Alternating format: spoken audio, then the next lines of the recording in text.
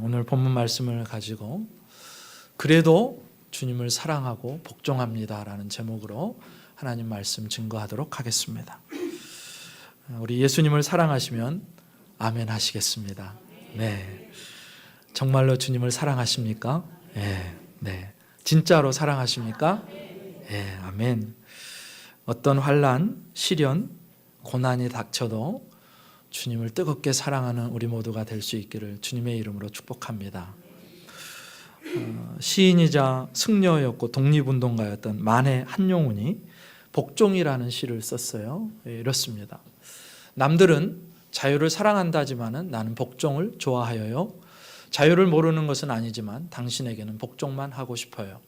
복종하고 싶은데 복종하는 것은 아름다운 자유보다 달콤합니다. 그것이 나의 행복입니다. 이런 시를 썼습니다. 여기서 당신은 사랑하는 님이고 조국이고 절대자로 볼 수 있는데 우리는 이 시를 기독교적으로 이렇게 적용할 수도 있을 것 같습니다. 남들은 자유를 사랑한다 하지만 나는 복종을 좋아합니다. 자유를 모르는 것은 아니지만 주님께만은 복종만 하고 싶어요. 복종하고 싶은데 복종하는 것은 아름다운 자유보다 달콤합니다. 그것이 나의 행복입니다. 우리는 주님을 사랑한다고 말합니다. 주님의 뜻을 알아서 그것을 순종하고 복종하는 것이 나의 기쁨이요 행복이기에 주님의 뜻을 알고자 합니다. 그런데 만약에 주님의 뜻이 나의 뜻, 나의 소원과는 전혀 다르고 내가 생각했던 기대 이하일 때 그때라도 우리는 주님을 사랑한 나머지 주님께 계속해서 복종하는 삶을 살아갈 수 있을까? 마음으로만 한번 대답해 보십시오. 하나님의 뜻대로 순종했는데 그 결과로 내게 고난이 오고 환난이 오고 비참한 최후가 기다리고 있다면 여러분은 그래도 그 복종의 길, 순종의 길, 사랑의 길을 걸어가시겠습니까? 주님의 뜻대로 순종했는데 사람들이 알아주거나 인정해주지 않고 오해와 핍박이 나를 기다리고 있고 멸시와 천대를 받는 자리로 내가 내려가게 되어 있다면 여러분은 그때에도 주님의 뜻대로 순종하고 주님께 복종하고 주님이 원하시는 길을 걸어가시겠습니까? 결코 쉽지 않은 대답입니다. 그래도 주님을 사랑하고 그래도 주님을 복종하시겠습니까? 2000년 전에 바로 그런 길을 걸어갔던 사람이 한 사람이 있어요. 오늘 본문에 등장하는 사도 바울입니다. 바울은 지금 3차 전도 여행을 마치고요. 예루살렘으로 향해서 가고 있습니다. 어떻게 보면 이 사도행전을 계속해서 읽어가다 보면 바울이요. 예루살렘 3차 전도 여행이 이제 끝나갈 즈음에 예루살렘에 너무 집착하고 있는 것 같아요. 아니 꼭 굳이 거기를 가야 하나 할 정도로 그렇게 예루살렘에 집착해서 예루살렘을 향해서 한 걸음 한 걸음 뚜벅뚜벅 계속해서 걸어나가요. 근데 고린도를 출발해가지고 예루살렘으로 가는 길목마다 각성마다 성령께서 하시는 말씀이 있어요. 뭐라고 하시느냐? 결박과 환난이 바울 너를 기다리고 있다. 그렇게 말씀하세요. 그 성령의 음성을 들은 하나님의 사람들이요. 바울을 말려요. 바울 선생님, 바울 목사님, 제발 이번에는 예루살렘에 올라가지 마세요.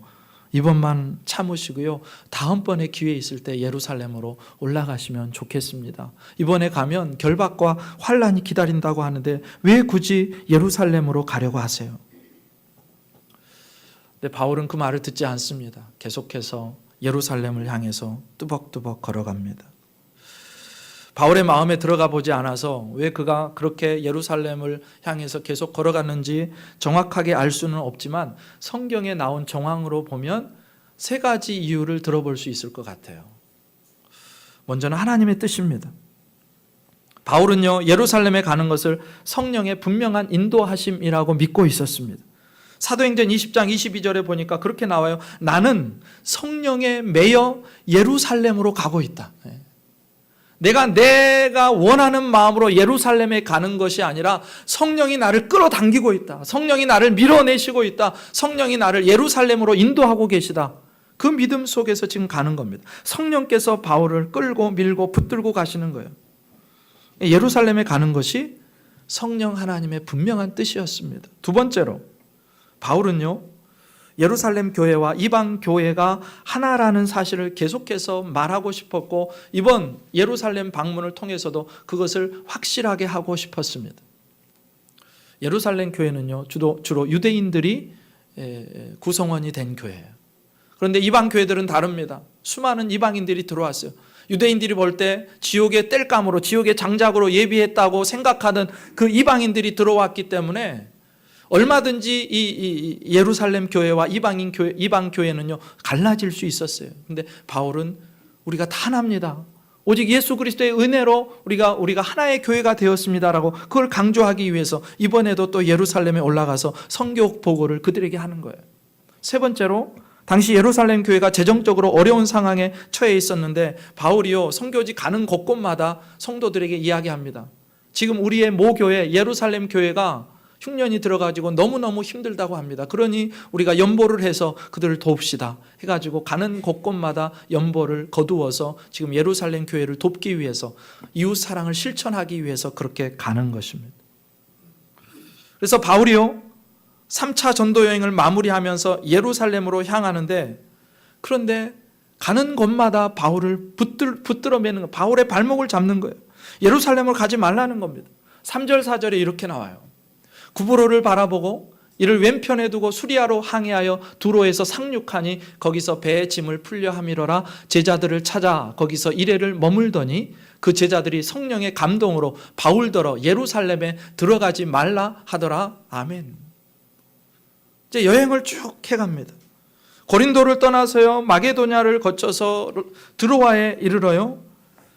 지금 이제 지도가 보여지고 있는데, 저기 수리아 안디옥이라는 곳에서 출발해가지고 저기 어디 이제 고린도까지 갔는데, 그 고린도에서 다시 돌아옵니다. 다시 돌아와서 어떻게 하느냐? 저기 마게도냐를 지나서 저기 드로아를 지나서 밀레도에서 에베소 장로들을 초청해서 마지막 고별 설교를 하고 지나서 어디까지 왔냐 하면 저 가이사랴까지 이제 왔어요. 가이사랴. 그럼 며칠만 머무는데, 이제 아직 가이사랴는 아닌데 거기에 며칠을 머무는데 그곳에서 주님의 제자들을 찾아요. 바울이 이곳에서 복음을 전한 적이 없기 때문에, 두로에서 복음을 전한 적이 없어서 본문에 나오는 제자들은요 바울이 전도한 제자들이 아니고 어떤 경로를 통해서든지 복음을 듣고 예수님을 영접하여서 그리스도인으로 살아가고 있는 사람들이었습니다. 그래서 그들의 수소문해가지고 만나고 7일을 머무릅니다. 그때 제자들이요 성령의 감동으로 바울에게 말하는 거예요. 바울 목사님, 제발 이번에는 예루살렘에 들어가지 마세요. 한두 번 말하고 그친 게 아니고요 계속해서 반복해서 일주일을 있는데 계속해서 바울 선생님에게 말을 하는 겁니다. 근데 그 근거가요 자신들이 아닌 성령의 감동이었어요. 근데 이상하죠? 지금 바울은요 성령에 매여서 예루살렘에 가고 있는 중이라고 성경이 분명히 앞부분에서 기록했습니다. 성령께서 바울을 붙들고 예루살렘으로 끌고 가고 계시는 거예요. 그런데 똑같은 성령께서 두로에 있는 제자들을 감동하시는데 그들의 말이 예루살렘에 들어가지 말라는 겁니다. 아니 어떻게 이럴 수가 있습니까? 같은 성령께서 왜 다른 말을 하실까? 그런데 꼭 그렇게만은 볼 수 없는 것이, 바울은요 이미 밀레도에서 에베소 장로들에게 설교할 때 이런 이야기를 했어요. 20장 23절에 이렇게 나옵니다. 오직 성령이 각성해서 내게 증언하여 결박과 환난이 나를 기다린다 하시나. 그러니까 바울이 지금까지 이제 여러 지역들을 거쳐서 왔잖아요. 이제 두로까지 왔는데 여러 지역을 거쳐서 왔는데 가는 곳마다 성령께서 증언하시는데 결박과 환난이 나를 기다린다. 그곳에 있는 제자들이 또 결박과 환난이 기다립니다라고 증언을 했다는 거예요. 여기서도 마찬가지로 성령께서 두로에 있는 제자들에게 예루살렘으로 가지 말라고 바울에게 말해라 그렇게 보여주신 것이 아니고 결박과 환난이 있을 것이라고 보여주셨는데, 그런데 그렇게 보여주시니까 몰랐다면 모르지만 그 사실을 안 이상 바울이 결박과 환난이 기다리고 있는 그 사지 예루살렘으로 들어가는 것을 참아 볼 수 없었다는 거예요. 그래서 바울 목사님 제발 이번에는 들어가지 마세요 하고 있다는 거예요. 아마도 두로의 제자들은요 성령께서 자신들에게 그 결박과 환난을 가르쳐 주신 이유가 바울이 사지 예루살렘으로 가지 못하도록 막기 위함일 것이라고 생각했을 겁니다. 여러분 우리 중에 누구나 그렇지 않겠어요? 만약에 제가 어떤 장소를 가는데 제가 가면 어려움을 당하게 될 것이고 또 사고를 당하고 감옥에 가고 죽을 수도 있다는 걸 하나님이 여러분에게 보여주셨다면 여러분 어떻게 하시겠습니까? 목사님 빨리 가세요. 그곳에 가세요 하시겠습니까? 아니면 그 발목이라도 붙잡고 말리시겠습니까? 다 등을 떠밀 기세인데 지금. 예. 여러분 내 자식이 타고 가는 버스가 빗길에 미끄러져서 사고를 당하는 것을 하나님이 보여주셨다면 그 차를 그냥 타라고 버려둘 부모가 어디 있어요? 말려야죠. 들어가면 안 되죠. 두로의 제자들도 마찬가지였습니다. 사랑하는 바울이요 예루살렘으로 가서 당하게 될 그 결박과 환난 그 어려움을 생각하니까 차마 보낼 수가 없는 거예요. 그래서 바울을 말립니다. 바울 제발 가지 마세요. 다음에 예루살렘을 방문하더라도 이번에는 한 번만 우리에게 양보하시고 제발 가지 마세요. 그런데 바울은 알고 있어요. 하나님의 뜻은 그 결박과 환난이 기다리고 있는 예루살렘으로 바울이 가는 것이라는 것을 바울은 계속해서 지금 들어왔고 알고 있어요. 결박과 환난을 가르쳐 주시는 이유가 뭐냐면 바울의 마음을 준비시키기 위한 것이라는 것을 바울은 알고 있어요. 그래서 두로의 제자들이 그리고 다른 각성에서 제자들이 만류해도요 멈출 수 없었어요. 성령께서 지금 나를 끌고 가고 계신다는 것을 알기 때문에. 그래서 예루살렘을 향한 발걸음을 멈추지 않습니다. 오늘 본문에 나와 있지 않지만 바울은요 비장하게 두로의 제자들에게 이런 말을 했을 것 같아요. 에베소 교회 장로들에게 했던 말을 똑같이 했을 것 같아요. 사도행전 20장 23절 24절 같이 한번 읽어보겠습니다. 시작. 오직 성령이 각성해서 내게 증언하여 결박과 환난이 나를 기다린다 하시나 내가 달려갈 길과 주 예수께 받은 사명.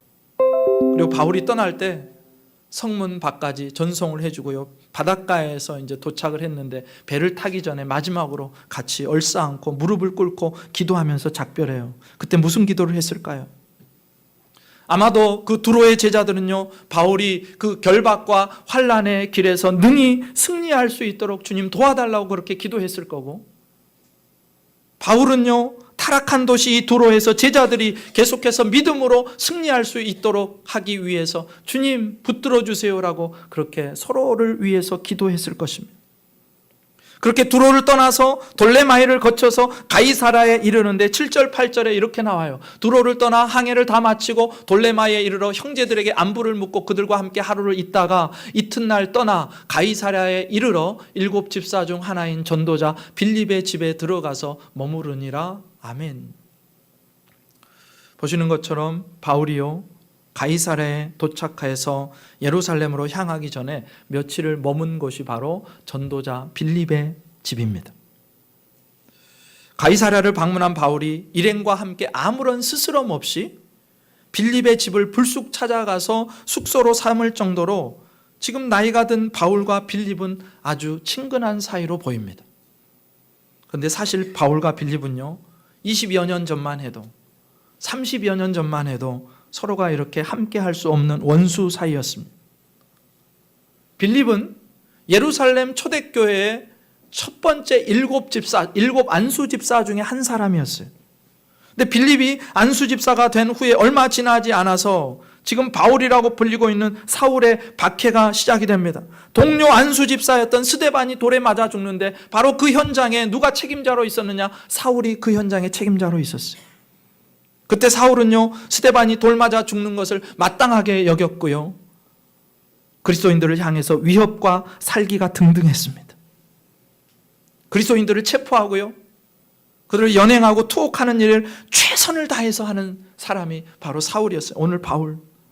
그런 사울의 박해 때문에 빌립을 비롯한 예루살렘 그 초대교회 성도들이 다 제국의 곳곳으로 뿔뿔이 흩어지기 시작합니다.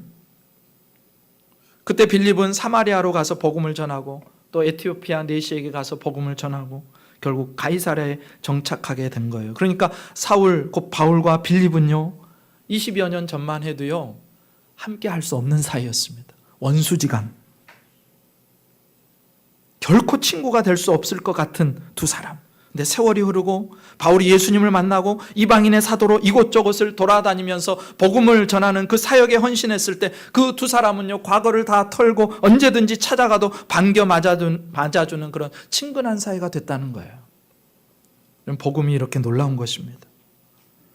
예수님의 십자가는요, 모든 막힌 담을 다 허물어 버립니다. 화목을 가져다 줘요. 가장 먼저 하나님과 우리 인간 사이에 막힌 담을 완전히 허무셨죠. 원수된 관계가 회복되었습니다. 하나님과 우리 사이가 원래 원수 사이였는데 우리는 하나님을 배신하고 반역하고 하나님을 거절하고 했는데, 그런데 예수 그리스도의 십자가로 말미암아서 하나님과 우리 사이에 놓여있던 담이 허물어지고 원수 사이가 깨지고 우리는 이제 하나님의 자녀가 됐어요. 사람과 사람 사이의 관계가 다 깨지고 어그러진 관계를요, 십자가가 다시 회복시켜주는 거예요. 원수가 변해서 친구가 되는 것입니다. 복음의 능력이에요.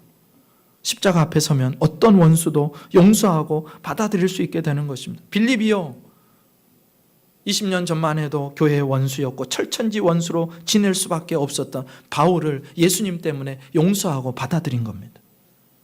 바울은 지금 그 복음을 위해서 성령에 매여서 예루살렘으로 계속해서 향해 가고 있는 중이에요. 그런데 그 빌립의 집에 머무르고 있는데 어느 날 아가보라는 선지자가 유대로부터 내려와 가지고 이런 예언을 하는 거예요. 10절 11절입니다. 여러 날 머물러 있더니 아가보라 하는 한 선지자가 유대로부터 내려와, 같이 읽습니다. 시작. 우리에게 와서 바울의 띠를 가져다가 자기 수족을 잡아매고 말하기를 성령이 말씀하시되 예루살렘에서 유대인들이 이같이 이 띠 임자를 결박하여 이방인의 손에 넘겨주리라 하거늘. 아멘. 지금까지 하나님은요, 성령께서는 계속 사람들에게 마음을 감동해서 말씀으로만 주셨는데 이제 직접 실물 교육으로 보여주세요. 아가보라는 당대에 매우 신뢰할 만한 하나님의 선지자를 통해서 바울이 어떻게 될 걸 보여주세요. 아가보가 한 유명한 예언이 있어요. 사도행전 11장 28절에 이런 예언을 했어요. 그 중에 아가보라는 한 사람이 일어나 성령으로 말하되 천하에 큰 흉년이 들리라 하더니 글라우디오 때에 그렇게 되니라. 이 사람이요, 안디옥에 내려갔었는데 그곳에서 예언을 하는데요, 앞으로 큰 흉년이 들 겁니다. 그렇게 예언하고 나서 얼마 지나지 않아서 큰 흉년이 제국을 덮칩니다. 클라우디우스 황제 때. 그러니까 아가보의 예언은요, 믿을만 했어요. 하나님의 사람이었어요. 근데 그 아가보가 빌립의 집에 내려와서 바울이 평상시에 두르고 다니던 띠, 허리띠 역할을 하는 그 띠를 가져다가 자신의 손발을 묶고 얘기하는 겁니다. 예루살렘에서 유대인들이 이같이 이 띠 임자를, 바울을 결박해서 이방인의 손에 넘겨줄 거다. 그동안 바울 곁에서 바울의 예루살렘을 동행하던 사람들이 몇 명이 있어요. 그 중에 한 사람이 의사 누가입니다. 의사 누가는 지금 사도행전을 기록하고 있는 사도행전의 기자예요. 의사 누가가, 그리고 다른 사람들이 이 모습을 보고 나서요, 또 다른 충격을 받았었나 봐요. 그동안에는 말로만 들었는데 이제 실물 교육으로 자기가 이제 그 선지자가 묻고 그러고 이 띠 임자를 사람들이 결박해가지고 이방인에 넘겨줄 거라 하는 것을 실제 모습으로 보여주니까 이 사람들이 놀라가지고요, 마음이 흔들리기 시작하는 거예요. 지금까지요, 바울과 동행하면서 한 번도 바울을 만류한 적이 없습니다. 각 성에서 제자들은 만류했고 동료들은 만류했고 성도들은 만류했지만 함께 예루살렘으로 동행하고 있는 이들 중에는 만류한 적이 없는데, 그런데 오늘 이 아가보의 예언을 듣고 비로소 누가를 비롯해서 그 동행들이요, 드디어 바울을 만류하기 시작합니다. 예루살렘을 얼마 남겨두지 않은 시점에. 12절에 이렇게 나와요. 같이 읽습니다. 시작. 우리가 그 말을 듣고 그곳 사람들과 더불어 바울에게 예루살렘으로 올라가지 말라 권하니. 여기서 우리가는요, 바울과 동행하고 있는 의사 누가를 비롯해서 몇 명의 그 연보를 전달하기 위해서 가고 있는 사람들이에요. 그곳 사람들은 누구냐면 지금 빌립의 집에 있잖아요. 빌립과 그의 네 딸들을 가리킵니다. 그러니까 함께 바울에게 예루살렘으로 가는 것을 좀 제발 이번에는 가지 마세요 하는 거예요. 심지어 그냥 말로만 한 게 아니라 울며 불며 모두가 합심해서 바울을 만류합니다. 여러분, 지금 바울은요, 성령에 매여서 성령의 인도하심을 따라서 예루살렘으로 올라가고 있어요. 분명히 성령의 뜻은, 하나님의 뜻은 바울이 예루살렘으로 올라가는 것이고 그곳에 있다가 제국의 중심지인 로마로 가서 그곳에서 복음을 전하는 것이었습니다. 그런데 성령은요, 한편에서는 계속 가는 곳마다, 성들마다 계속해서 사람들에게 말씀하시고, 심지어 오늘 아가보에게는 그 실물 교육으로 띠까지 가지고 와서 수족을 묶게 함으로써 바울이 어떻게 될 거라는 것을 보여주시고 사람들이 바울을 계속 잡아당기게 만들어요. 성령은 계속 한쪽에서는 바울을 끌고 가고 있고 또 한쪽에서는 다른 사람들에게 말씀을 주셔서 바울을 붙잡으려고 하고 있고, 이 두 양상이 지금 벌어지고 있는 것입니다. 그럼 도대체 이게 무슨 뜻일까? 바울이 예루살렘으로 올라가서 그곳에서 제국의 중심인 로마로 가고 복음을 전하는 거 분명한 하나님의 뜻이라고 말씀을 드렸어요. 그런데 한편으로 성령께서 그렇게 고난의 걸음을 시작한 바울이 자신의 자녀이기 때문에 안쓰러운 거예요. 안타까운 거예요. 걱정이 되는 거예요. 염려가 되는 거예요. 하나님의 소원을 이루기 위해서 믿음의 발걸음을 내딛는 그 바울이 한편으로는 대견스럽고 자랑스럽고, 그러시면서도 또 다른 한편으로 바울이 당할 고난을 뻔히 아시니까 그 고난 가운데로 밀어넣으시면서도 주님의 마음이 안타까우신 거예요. 그래서 한쪽에서는 끌고 또 한쪽에서는 잡아당기고 그러는 것입니다. 여러분, 안중근 의사가 1909년에 10월 26일 중국 하얼빈역에서 한국 침략의 원흉인 이토 히로부미를 처단합니다. 이 의거가요, 한국인에게 엄청난 박수를 받고요, 서구 열강의 주목을 끌기에 충분한 그런 국제적인 사건이었습니다. 엄청난 사건이었어요. 그리고 이 일로 안중근 의사는 사형을 선고받게 됩니다. 근데 주위 사람들이 그런 얘기를 해요. 이 사형은 과하다. 이 사건은 단순한 살인사건이 아니고 대한의 독립과 아시아의 평화를 위한 정치적인 사건이다. 항소를 하면 반드시 감형을 받을 수 있다. 안중근 의사에게 이런 이야기를 합니다. 곁에서. 그런데 그때 안중근 의사가 수감된 감옥에 어머니 조 마리아 여사의 편지가 전해집니다. 이런 내용이었대요. 다른 마음 먹지 말고 죽어라. 옳은 일을 하고 받는 형이니 비겁하게 일제의 삶을 구걸하지 말고 대의에 죽는 것이 어미에 대한 효도다. 안중근 의사는요, 이 편지를 받아들고 항소를 포기하고 죽기로 결심합니다. 그렇게 형장의 이슬로 사라져요. 그런데 어머니 조 마리아 여사는 그 소식을 듣고 몸져 눕습니다. 이게 부모의 심정이에요. 가야 될 바른 길은 알아요. 이 길을 가야 된다는 걸 알아요. 그래서 편지에는 그 길로 가라고 그렇게 하지만 그 편지를 받고 아들이 죽음의 길을 작정했을 때 그것이 마음이 아파서 몸져 눕고 그 당할 고통 때문에 쩔쩔매면서 아파하고 신음하는 것이 부모의 마음입니다. 지금 바울을 사로잡아서 예루살렘으로 향하게 하시는 성령 하나님의 마음이 이런 마음이에요. 바울이 가야 되는 건 맞아요. 바울이 가서 그곳에서 잡혀서 로마로 가고 거기에서 또 복음이 전해지고 그것이 하나님의 계획이고 주님의 소원입니다. 그런데 그 길이 바른 길이지만 그 길을 걷다 보면 바울이 겪게 될 일이 마냥 너무나 고통스럽고 안쓰럽고 그래서 안타까운 거예요. 한편으로 죽음을 각오하고 그 길을 걷는 바울이 너무 대견하고 자랑스럽지만 다른 한편으로 그 바울이 잘 견뎌낼 수 있을지, 물론 잘 견뎌낼 것을 주님이 믿으시니까 바울에게 맡겼는데 그가 그 과정에서 당할 어려움 때문에 못내 가슴 아파하는 거예요. 이분이 우리가 섬기는 하나님이십니다. 우리 성령 하나님은요, 피도 눈물도 없는 냉혈한이 아니시고요, 인격을 가지신 사랑이 풍성하신 하나님, 그 마음에 두 마음이 지금 있는 거예요. 바울아 가라. 그런데 안 가도 된다. 이게 주님의 사랑이에요.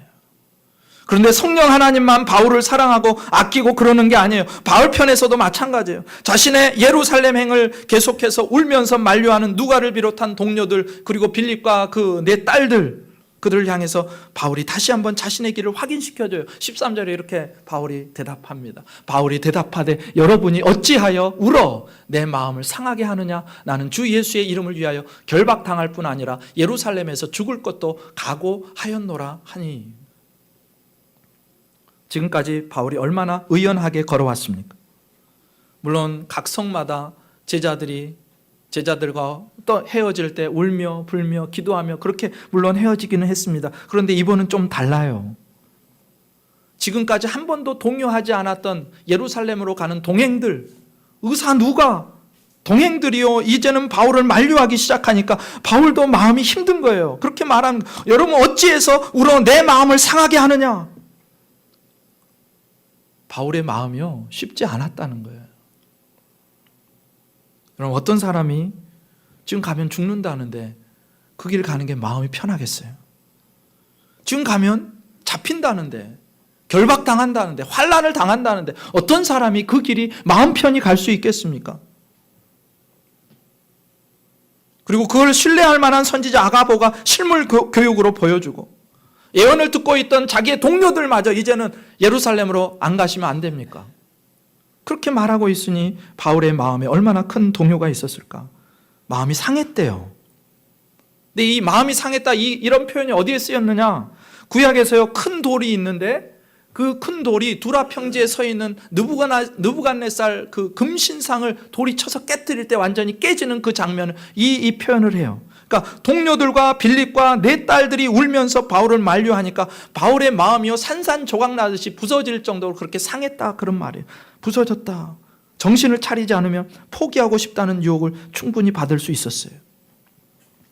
그런데 바울은 끝까지 예루살렘 행을 포기하지 않습니다. 그러면서 고백하잖아요. 나는 주 예수의 이름을 위하여 결박당할 뿐 아니라 예루살렘에서 죽을 것도 각오하였노라.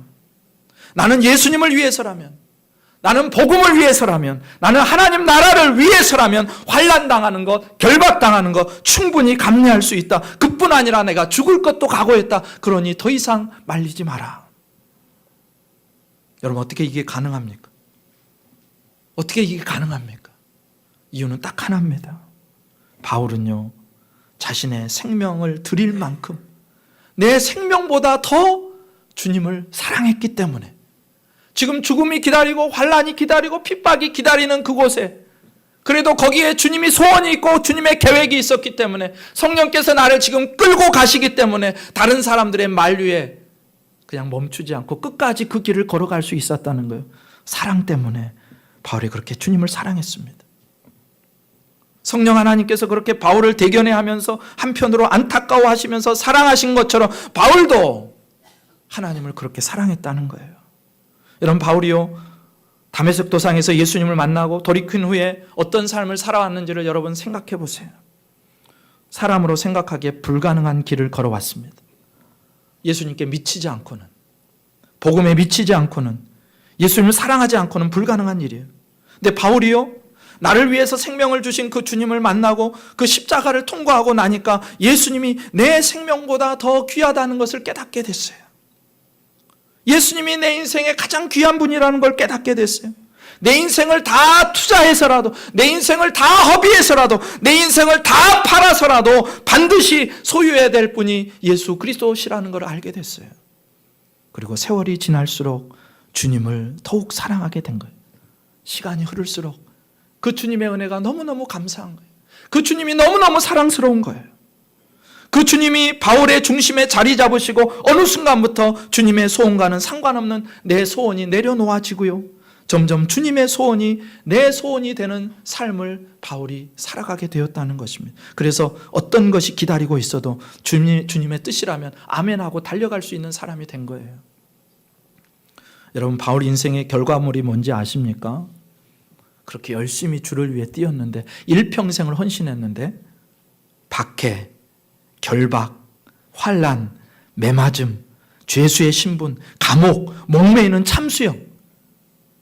여러분 우리가 이런 거 달라고 기도한 적 있습니까? 우리는 이런 거 달라고 전혀 기도하지 않아요. 내가 내 일평생을 주님을 죽도록 섬겼는데 내 인생의 결말이 이렇다면 여러분 그래도 주님을 섬기시겠어요? 진짜로 그래도 주님을 사랑하고 그래도 주님 앞에 복종하시겠습니까? 여러분 세상의 눈으로 볼 때요 바울이 얼마나 비극적인 결말입니까? 처참한 마지막이 기다리고 있어요. 여러분 그래도 바울처럼 주님을 사랑하시겠습니까? 여러분 그래도 예수님을 사랑하시겠습니까? 내 자신의 마음에, 영혼에게 한번 물어보세요. 내가 그래도 주님을 사랑할 수 있을까? 여러분, 우리 대부분은 그렇게 생각하지 않을 것 같아요. 하나님, 내가 이렇게 믿음으로 결정했으니까 뒷일은 주님이 책임져 주세요. 당연히 주님이 나를 보호해 주셔야죠. 당연히 내 앞길을 열어 주셔야죠. 당연히 내 삶에 세상이 벌 때 손뼉치고 우러러 볼 만한 그런 것들 내 삶에 주셔야죠. 그렇게 하면서 우리는 우리의 기대대로 내 삶에 하나님이 충족시켜 주지 않을 때 우리는 늘 항변하고 서운해하고 시험에 듭니다. 만약 내가 주님을 최선을 다해 섬겼는데도 그 인생의 결말이 바울만큼이나 비참하다면, 여러분, 우리 중 과연 누가 주님을 사랑한다고 고백하고 주님의 뜻과 소원을 이루어드리는 자리로 뚜벅뚜벅 순종의 길을 걸어갈 수 있겠느냐는 말입니다. 우리가 여전히 주님을 원망하고 주님께 더 큰 것을 기대하고 내 요구를 채워주지 않고 들어주시지 않을 때 주님을 비난하고 불평하고 있다면 우리는 다시 한번 내 신앙이 정말 십자가를 통과한 것인가? 내가 진짜 예수님을 만난 건가? 예수님이 진짜 내 생명보다 귀한 분이라고 내가 고백은 하지만, 내 주인이라고 고백하지만 진짜 내가 그런 삶을 살고 있는가? 바울의 행적 앞에서 우리가 우리 자신을 다시금 돌아봐야 하는 것입니다. 바울을 보세요. 그가 다메섹 도상에서 회심하고요, 3번에 걸쳐서 선교 여행을 다닙니다. 한 10여 년이 넘는 세월. 수리아 안디옥에 시작해서 소아시아 지역, 마게도냐, 아가야, 바울의 표현대로 하면요, 예루살렘에서 일루리곤까지 내가 이 지역에서는 복음을 편만하게 다 전했고 이제 이 지역에서 내가 할 일이 없다라고 말할 정도로 바울은 그렇게 헌신된 삶을 살았어요. 근데 그 결과가 결박이고 환란이고 죄수의 신분이고 감옥이고 로마의 압송이고 돌에 맞는 것이고. 여러분, 바울의 인생이 끔찍하지 않나요? 바울이 그렇게 항변해도 될 것 같아요. 하나님, 내가 그동안 죽도록 헌신했는데 내가 주의 복음을 전하느라고 잠도 제대로 자지 못하고 밥도 제대로 먹지 못하고 더위에 시달리고 추위에 시달리고 사람에게 시달리고 유대인에게 돌 맞고 곤장을 맞고 가는 곳마다 쫓겨다니고 마음 편할 날이 없고 감옥에 갇히기가 수없이 많고 태장으로 맞고 배가 파선하고 강도를 만나도 수없이 만났는데 풍토병에 걸렸는데 주님, 그렇게 내 일생을 드린 결과가 지금 이겁니까? 어떻게 제게 이런 대접을 하실 수 있습니까? 주님, 너무한 거 아닌가요? 근데 바울은요, 그런 마음을 품지 않았대요. 성령께서 자꾸 바울을 예루살렘으로 끌고 가시면서 결박과 환란이 너를 기다리고 있다고 말씀하실 때 바울이요, 그런 마음을 품지 않았대요. 대신에요, 내가 주님을 위해서라면, 내가 복음을 위해서라면 결박당하는 거, 잡히는 거, 이방인의 손에 넘겨지는 거, 심지어 죽는 거, 그것도 주님 내게는 영광입니다. 하나님의 소원, 예수님의 소원, 성령님의 소원이 나의 소원입니다. 그렇게 되기를 원합니다. 그 길을 가는 거예요.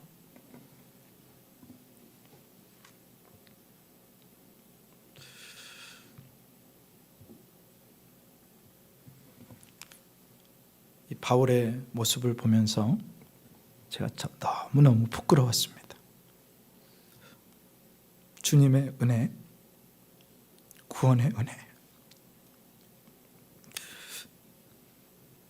내가 십자가를 얼마나 가볍게 생각했는지를 알게 됐어요. 여러분, 십자가는요, 그렇게 가벼운 게 아니에요. 주님의 십자가는 가볍지 않습니다.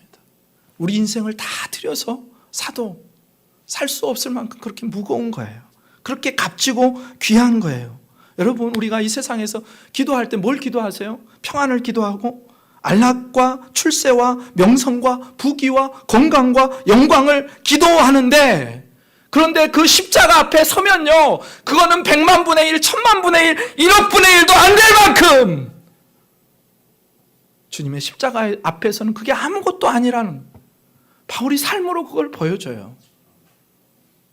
나를 위해서 십자가를 지신 그 예수님이 시간이 갈수록 얼마나 소중하고 시간이 갈수록 얼마나 그 예수님께 감사하고 이런 나를 건져주신 하나님이 얼마나 감사하고 그 나를 위해서 십자가를 참아내신 주님이 얼마나 귀하고 얼마나 사랑스러운지 바울이요. 그래서 가는 겁니다.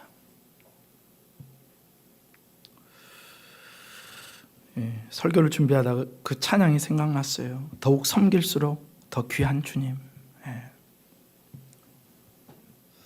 가사가 이래요. 주 내 맘에 모신 후에 날 주장하시네. 주께 내 맘 드린 후에 더욱 섬길수록 더 귀한 주님. 더욱 섬길수록 더 귀한 주님. 더 사랑할수록 주 날 사랑해. 매일 내 마음속에 기쁨 넘치네. 더욱 섬길수록 더 귀한 주님. 악보 한번 보여주시죠. 찬양 한번 해볼까요? 주 내 맘에 오신 후에 날 주장하시네.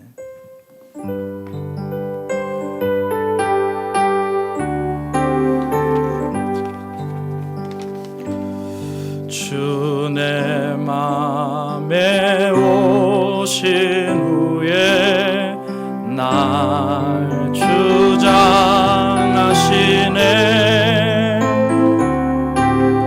주께 내 맘 드린 후에 더욱 섬길수록 더 귀한 주님. 더욱 섬길수록 더 귀한 주님.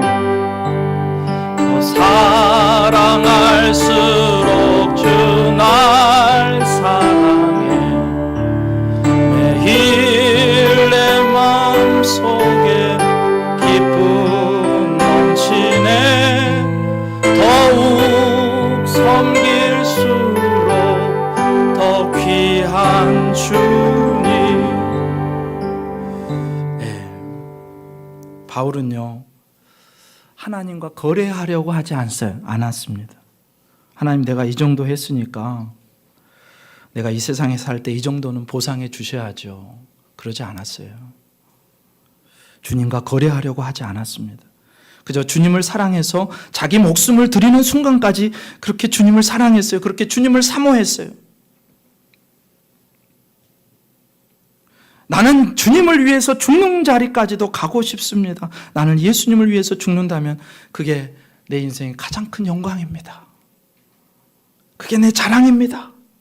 그게 내 복입니다. 그게 내 인생의 가장 큰 영광입니다.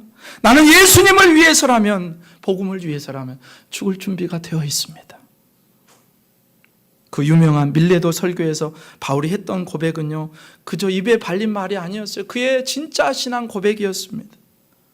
23절, 24절 같이 한번 읽어볼게요. 시작. 오직 성령이 각성해서 내게 증언하여 결박과 환난이 나를 기다린다 하시나 내가 달려갈 길과 주 예수께 받은 사명 곧 하나님의 은혜의 복음을 증언하는 일을 마치려 하면은 나의 생명조차 조금도 귀한 것으로 여기지 아니하노라. 아멘. 아니, 예루살렘에 올라가면 분명히 결박당하고 이방인에게 넘겨질 거고 죽을지 살지 모르는데 왜 가요? 가시면 안 됩니다. 근데 바울은 끝까지 뜻을 굽히지 않습니다. 성령께서 나를 밀고 계신다. 나와 함께 하신다. 그곳에서도 나를 인도하실 거다. 그의 삶의 헌신과 수고와 땀과 눈물에 대해서 아무런 보상이나 상급을 요구하지 않고요. 갚아달라고 하지 않아요. 그에게 가장 큰 상급은 예수 그리스도셨기 때문에, 그에게 가장 큰 복은 예수 그리스도이시기 때문에, 그에게 가장 값진 보물은 예수 그리스도이시기 때문에, 그래서 그는 세상의 것들을요, 그 화려한 것들을 다 배설물처럼 버릴 수 있었습니다. 바울은 그렇게 예수님을 사랑했고 성령 하나님께 매여 끝까지 주님이 원하시는 길을 걸을 수 있었습니다. 우리 오늘 바울의 모습을 보시면서 그렇게 주님을 사랑하는 사람, 주님의 뜻과 소원이 내 거하고 안 맞을 때는 그것이 힘들어도 내 것을 저리 버려두고 주님의 뜻과 소원을 붙들 줄 아는 사람, 주님을 향한 사랑이 날마다 깊어지고 커져가지고 주님과 거래하는 사람이 아니라 주님, 내 인생을 드립니다, 그렇게 주님 앞에 드릴 수 있는 사람, 그래도 주님을 사랑하고 그래도 주님께 복종할 수 있는 우리 모두가 될 수 있기를 주님의 이름으로 축원합니다.